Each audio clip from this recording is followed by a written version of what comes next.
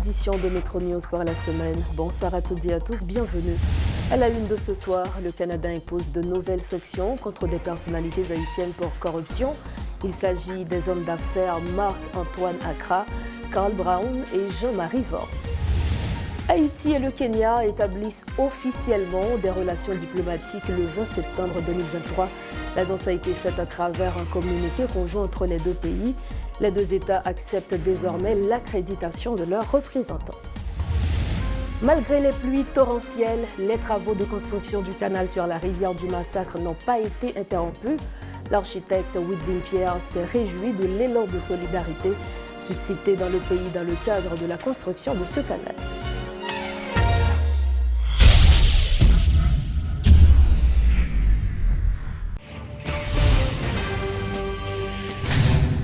Bienvenue à tous au développement de ce journal et comme on le disait en titre, le Canada sanctionne les hommes d'affaires Marc-Antoine Accra, Carl Brown et Jean-Marie Vore.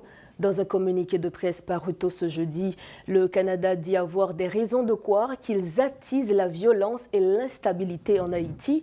Cette annonce intervient juste après une rencontre entre le Premier ministre Ariel Henry et son homologue canadien Justin Trudeau, durant laquelle ce dernier l'avait informé de l'ajout de 3 noms à la liste des personnalités sanctionnées.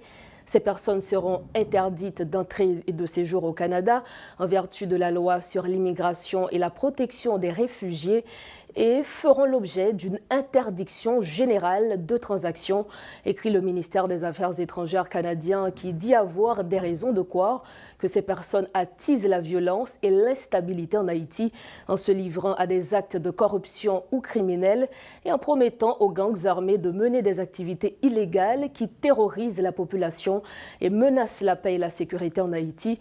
Il faut également souligner que depuis novembre 2022, le Canada a imposé des sanctions à l'encontre de 28 citoyens haïtiens en vertu de la loi sur les mesures économiques spéciales.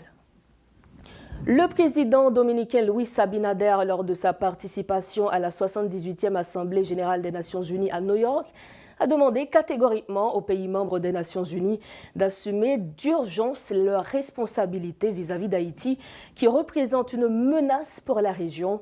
Lors de son allocution, le chef de l'État dominicain a précisé qu'un petit groupe de l'élite économique et politique ont décidé de construire de manière unilatérale un canal sur la rivière du Massacre qui a pris naissance dans son pays. Il a fait remarquer que seulement 2 kilomètres de cette rivière sont passés du côté haïtien.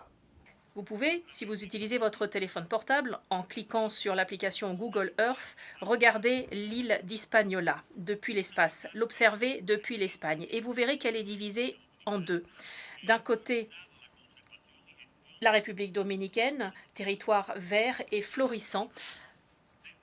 Nous avons en effet su préserver nos ressources naturelles, et l'autre moitié de l'île d'Hispaniola, elle, est desséchée.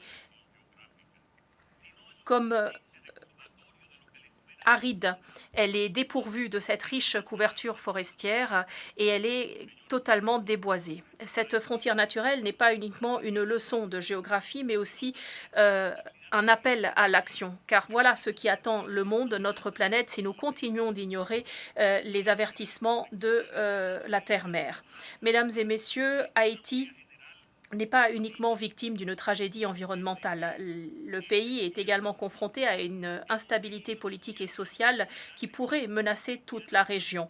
Et c'est malheureusement pour moi le moment de rappeler qu'il y a 2 ans déjà, devant cette même Assemblée générale, j'ai lancé un appel et j'ai dit que depuis que le gouvernement avait pris ses fonctions, nous avons dit que la situation en Haïti pourrait déborder vers la République dominicaine et générer ainsi une réelle insécurité dans la région. Il est temps que la communauté des nations assume une bonne fois pour toutes cette question qui est absolument prioritaire et exige un suivi immédiat.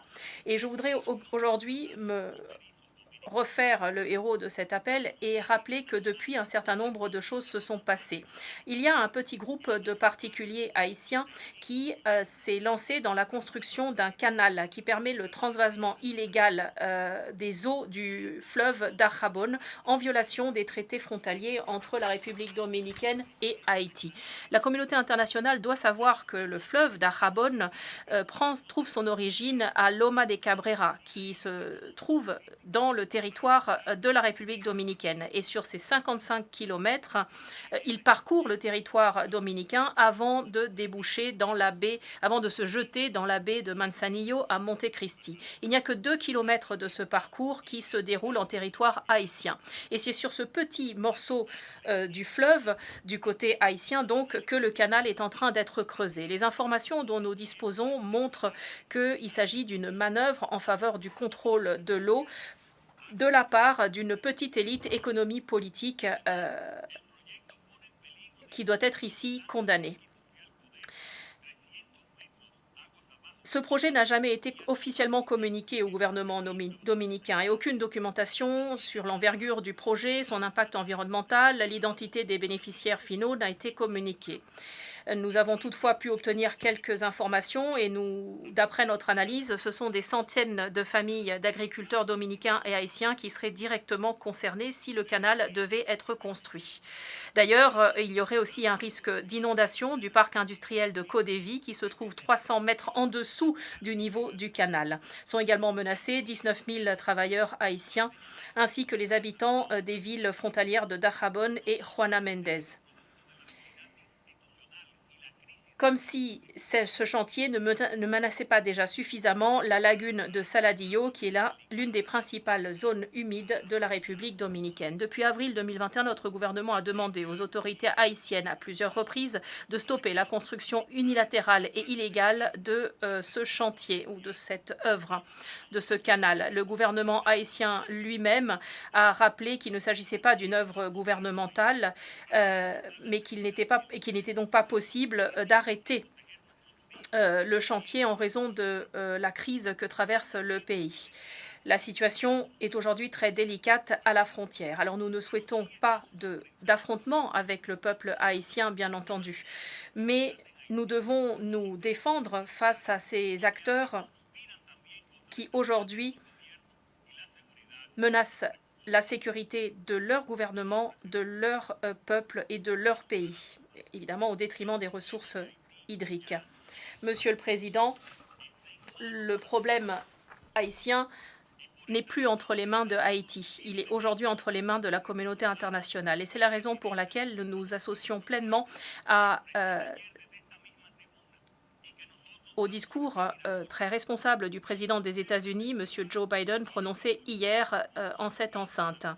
Le Conseil de sécurité doit autoriser au plus vite la mission de sécurité prévue par l'ONU. Le Conseil de sécurité a déjà adopté 3 résolutions importantes qui mettent en place un régime de sanctions qui permettent de lutter contre le trafic illicite d'armes et qui appellent à la création d'une force de police multinationale qui doit aider la police nationale haïtienne dans le contrôle du territoire.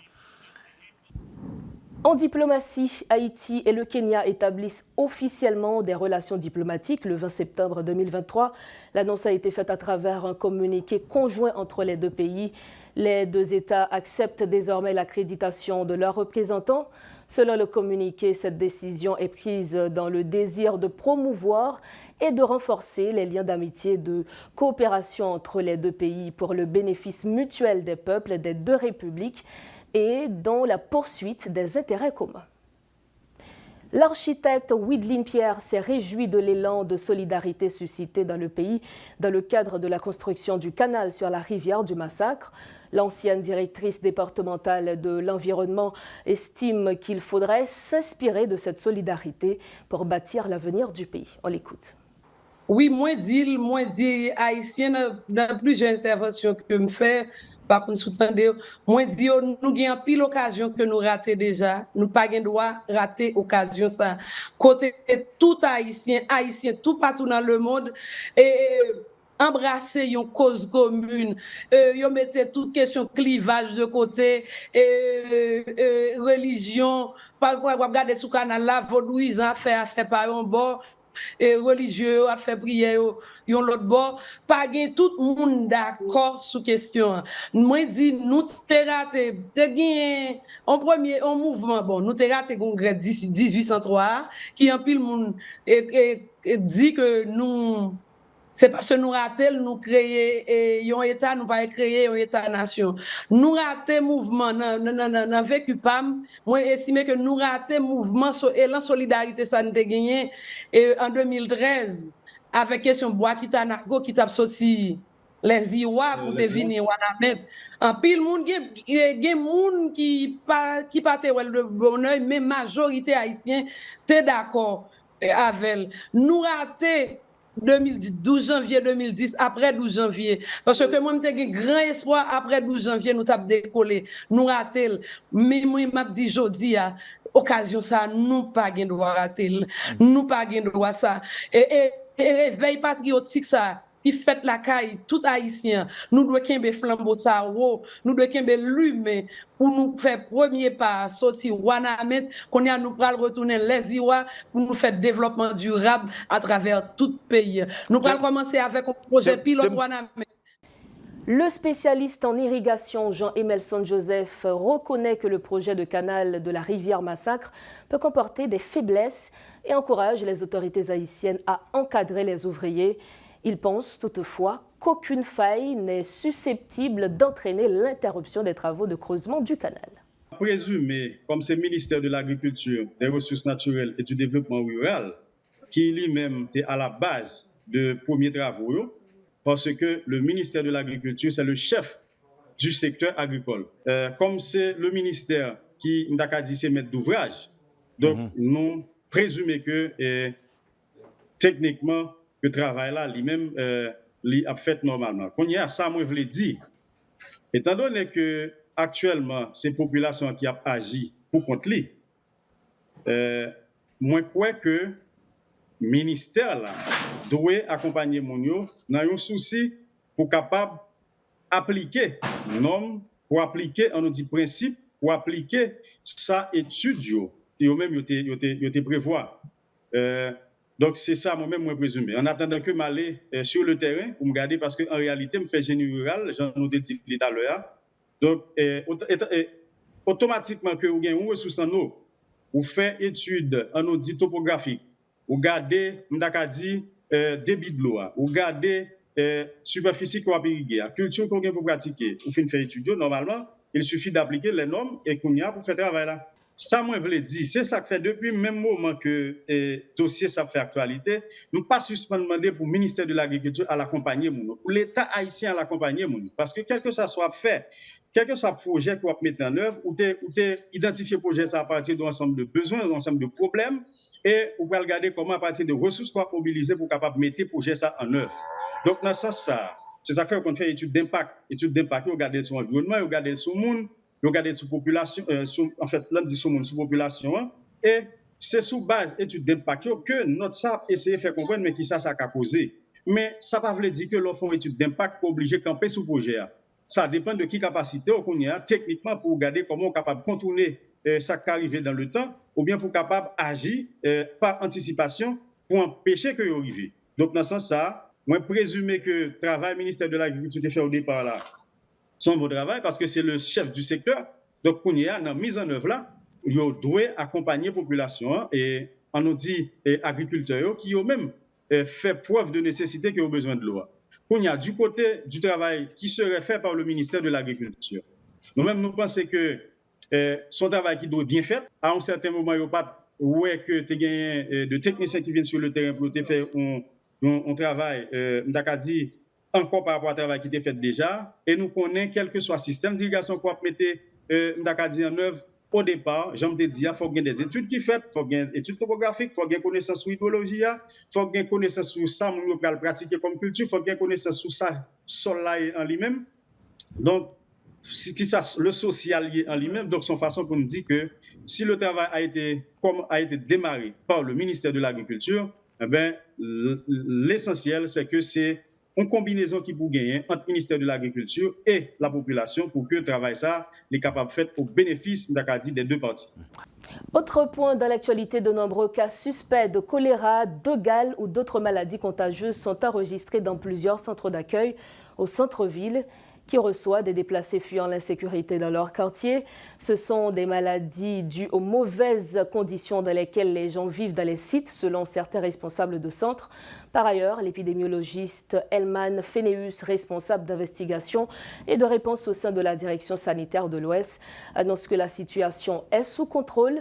Des équipes de spécialistes sont disponibles pour assurer la prise en charge des cas détectés, affirme-t-il.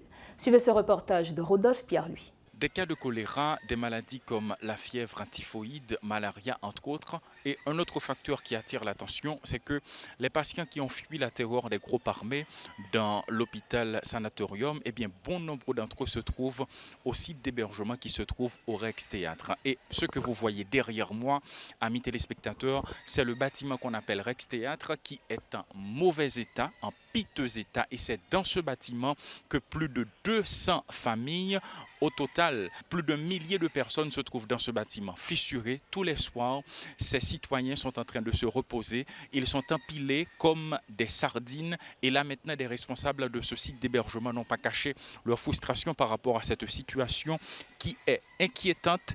À l'hôpital général, pas l'hôpital général encore. Pour l'hôpital général, il faut un million en mots.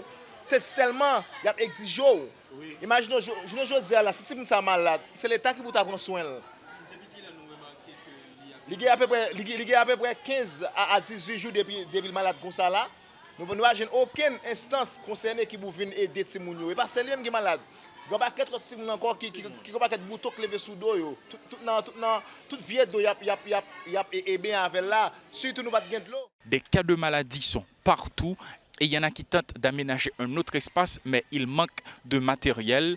Pour prendre le non-caille, qui sont gardés en premièrement, c'est garder pour voir est-ce que les toilettes sont en forme. Est-ce qu'il y a une toilette, est-ce qu'il y a un espace, est-ce qu'il y a de l'eau pour servir. Eh bien là, m'a 12 amis, là, pas de toilette. Mon yo fait toute affaire, yo n'importe côté, n'importe qui côté. Malgré yo vin là, yo ouais. Protection civile vient là, tout le monde vient là, yo garder, mais ce n'est pas ça qui n'a maille. Moi-même, ça m'a dit nous, monsieur, sincèrement, m'a dit nous, peuple ça, monsieur, nous t'a souhaité nous dire un mot pour peuple ça. Nous t'a souhaité nous dire un mot pour peuple ça, parce que l'on regarde les gens qui vivent dans l'état ça, on paquet de gens qui quittent Caillou, qui pas vivre dans conditions ça, qui viennent vivre dans genre de conditions ça. Mais jusqu'à présent, dans les différents sites d'hébergement visités, ce site mérite une grande attention de la part des autorités étatiques et bon nombre d'institutions qui se font appeler des ONG. Paul Léel et Rodolphe Pierre-Louis pour Télémétropole. Nous sommes au terme de ce journal, mais avant de partir, voici le rappel des titres qui dominent l'actualité de ce soir. Le Canada impose de nouvelles sanctions contre des personnalités haïtiennes pour corruption. Il s'agit des hommes d'affaires Marc-Antoine Accra, Carl Brown et Jean-Marie Vorbe. Haïti et le Kenya établissent officiellement des relations diplomatiques le 20 septembre 2023. L'annonce a été faite à travers un communiqué conjoint entre les deux pays. Les deux États acceptent désormais l'accréditation de leurs représentants. Et puis malgré les pluies torrentielles, les travaux de construction du canal sur la rivière du Massacre n'ont pas été interrompus. L'architecte Widlin Pierre s'est réjoui de l'élan de solidarité suscité dans le pays dans le cadre de la construction de ce canal. C'est la fin de Métro News. Merci de votre fidélité. Restez sur la chaîne 52 pour la suite de la programmation.